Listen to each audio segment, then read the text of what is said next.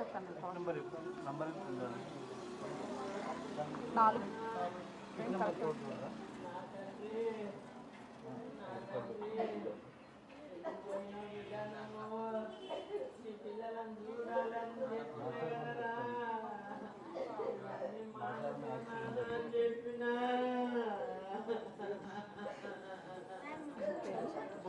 సంతోష్ కుమార్.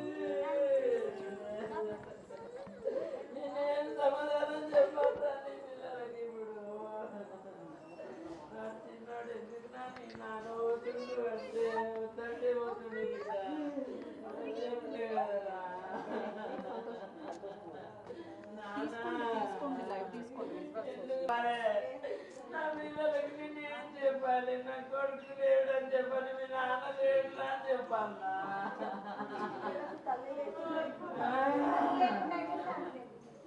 నాయనా నానా నానా నా తండ్రి నేనేం చేయాలి? నేనేం చేయాలి? ఆంటీ బి సంతోషేనా ఆంటీ? బియ్యా మీ ఇంటి పేరు?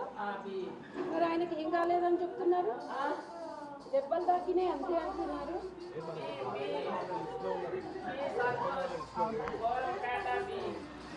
చెప్పమ్మా, రీసెంట్ గానే ఒకవైపు కోడల్ని కోల్పోయారు, మరోవైపు ఈరోజు కొడుకు ఏమైందో తెలియదు. నా కొడుకు పోయిండు కదా, నేనేం చెప్పాలమ్మ? ఇంకా కోడలు పోయింది, కొడుకు పోయిండు, నా పిల్లలు అనాథలు అయిపోయిండ్రమ్మా. నా పిల్లలు, నాకిద్దరు మనమలు, నా పిల్లలు నన్ను తీసుకుపోయి అన్ని బతికించుంటే బాగుండమ్మా. నా కొడుకు బంగారం అమ్మాడు, దేవుడే నమ్మవాడు, దేవుడు. నా కొడుకు దేవుడమ్మా. చివరిగా ఎప్పుడు మాట్లాడారమ్మా? నేను రాత్రి మాట్లాడినమ్మా. రాత్రి మాట్లాడితే అమ్మాయికి తానాలు అయిపోయినాయి, బయలుదేరినాం అమ్మ అంటే, జాగ్రత్త బిడ్డ, మెల్లగా రండి, ఏం తొందర లేదని చెప్పినమ్మా. పొద్దుగాల 7:30కు ఫోన్ చేసిన, 7 గంటలకు చేస్తే ఎత్తలేదు ఫోను. ఇక మా బిడ్డ చేసింది పెద్ద ఆమె, అన్న 7:30 అన్న అని చేస్తే వెళ్తున్నామమ్మ, చాయ్ తాగేటందుకు పోయినామన్నాడు అంట. అంతే. ఇక తనతో పాటు ఎవరన్నా వెళ్ళారా అమ్మ? అసలు మాట్లాడారా వాళ్ళతో? అక్కడ ఏం జరిగింది? ఇప్పుడు బాబు ఎలా ఉంది అని? ఇప్పుడు ఇలా ఆడబిడ్డ కొడుకు పోయిండు, అక్కడనే అది కుంభమేళకే పోతుంటే అదే ప్లేసులు ఉంటే ఆయనకు ఫోన్ చేసినాం. చేస్తే జరవో మామ గిట్ల ఉన్నాడట అంటే, ఇంకా వీళ్ళ నాన్న ఆయన మాట్లాడిండు వీళ్ళ నాన్న. ఇంకా వాళ్ళు ఏడుండ్రో తెలియదు అన్నాడు ఆయన. బాలకృష్ణ అని కొమ్మట ఆయన మేమిద్దరం ఈ హాస్పిటల్నే ఉన్నాము, మేము బాగానే ఉన్నాను, కాలు ఫ్రాక్చర్ అయ్యింది అన్నాడు ఆయన. నవీన్ మాట్లాడండి మా అల్లుడు. నా కొడుకు మాట్లాడలే. ఇక నా కొడుకు కేవలము మీ బాబుకి గాయాలు మాత్రమే అయ్యాయి, హాస్పిటల్లో అడ్మిట్ చేశారు, ఏం కాలేదు అని చెప్తున్నారు. మీకు ఎవరైనా చెప్పారా అలా? చెప్పలేదు అట్లా చెప్పలేదు. నా కొడుకు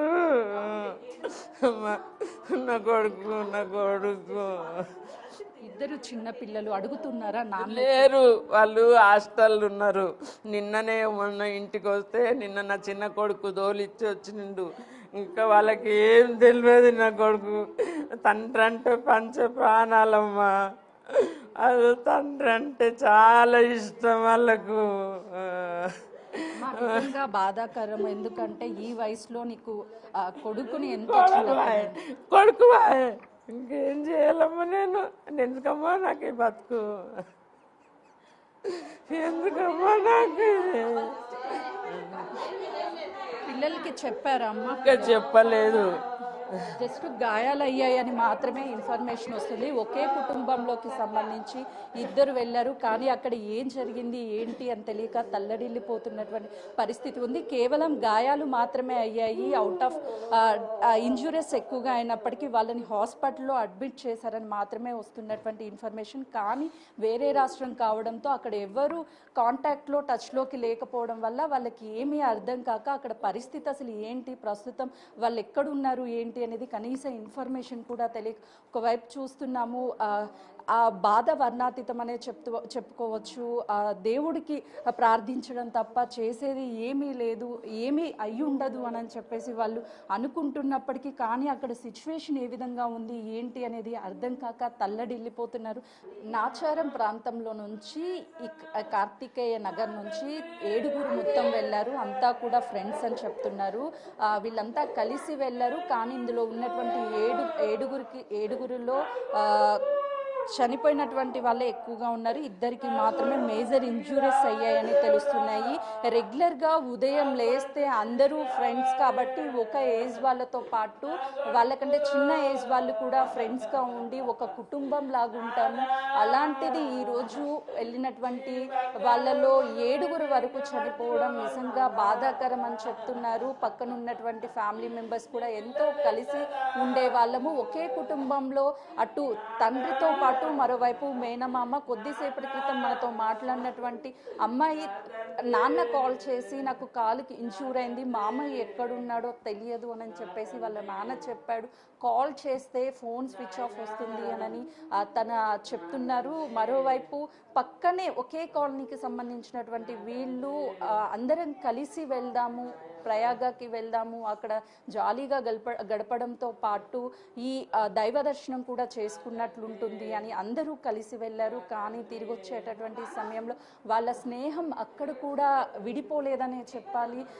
ఎంత కలిసి అక్కడికి వెళ్ళారో తిరిగి వచ్చేటప్పుడు కూడా అందరూ ప్రాణాలు అంటే మరణంలో కూడా స్నేహం బంధుత్వం వీడలేదు అని చెప్పేసి వీళ్ళు ఆవేదనతో పాటు బాధను వ్యక్తం చేస్తున్నారు. చిన్న పిల్లల దగ్గర నుంచి అసలు ఏమైంది, ఏం జరిగింది వాళ్ళకి తెలియదు. కానీ వాళ్ళ తల్లిదండ్రులు ఏడుస్తుండడంతో ఆ పిల్లలు కూడా ఏం జరిగిందో తెలియకపోయినా సరే వాళ్ళ తల్లిదండ్రులు ఏడుస్తుంటే వాళ్ళు కూడా గుక్క పెట్టి ఏడుస్తున్నారు. వాళ్ళని ఓదార్చడము ఎవరి తరం కాదనే చెప్పాలి. ఒక కుటుంబంలో 2 విషాద ఘటనలు జరిగితే ఒక ఇష్యూ జరిగితేనే చిన్న కుటుంబంలో వ్యక్తులకి గాయమైంది తెలిస్తేనే తల్లి తల్లడిల్లిపోతుంది. కొడుకుకి ఏమైంది దగ్గర ఉండి చూడడానికి వెళ్ళడానికి కూడా పరిస్థితి లేదు. ఎక్కడో మధ్యప్రదేశ్ అంటే వేరే రాష్ట్రంలో జరిగినటువంటి ఘటన కాబట్టి పోలీసులు కావచ్చు, ఆ స్టేట్కి సంబంధించినటువంటి వాళ్ళందరూ సపోర్ట్ చేయాలి. వెంటనే చనిపోయినటువంటి వాళ్ళని నాచారంలోని తమ సొంత ఇళ్ళకి పంపించాలి. అక్కడ ట్రీట్మెంట్ అందుతున్నటువంటి వాళ్ళు ఎవరైతే ఉన్నారో వాళ్ళకు కూడా మెరుగైన ట్రీట్మెంట్ అందించాలి అని అంటున్నారు.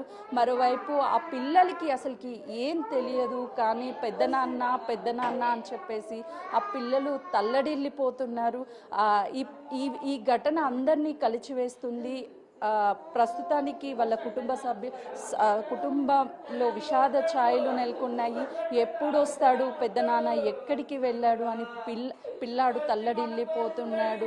రోజు వాళ్ళ పెద్దనాన్నతో ఆడుకుంటున్నటువంటి పిల్లలు ఈరోజు పెద్దనాన్న ఎందుకు ఏడుస్తున్నారు అందరూ అని అర్థం కాక పెద్దనాన్న కావాలి అంటూ ఆ పిల్లోడు అడుగుతుంటే కుటుంబ సభ్యులు గుండె పగిలిపోతుంది. ఏం చెప్పాలి, అసలుకి ఏం చెయ్యాలి, ఏం జరిగిందని చెప్తే పిల్లలకి ఏం అర్థమవుతుంది అని వాళ్ళ బాధని వ్యక్తపరచలేక వెంటనే సతీష్ ఎక్కడున్నా సరే క్షేమంగా తిరిగి ఇంటికి రావాలి అని ఒకవైపు తల్లి అక్క ఇద్దరూ కోరుకుంటున్నారు. వెళ్ళినటువంటి 2 కుటుంబ సభ్యులు ఒకరికి పరిస్థితి బాగానే ఉంది, మరొక వ్యక్తి పరిస్థితి ఏంటి అని తెలియక తల్లడిల్లిపోతున్నారు ఇక్కడ.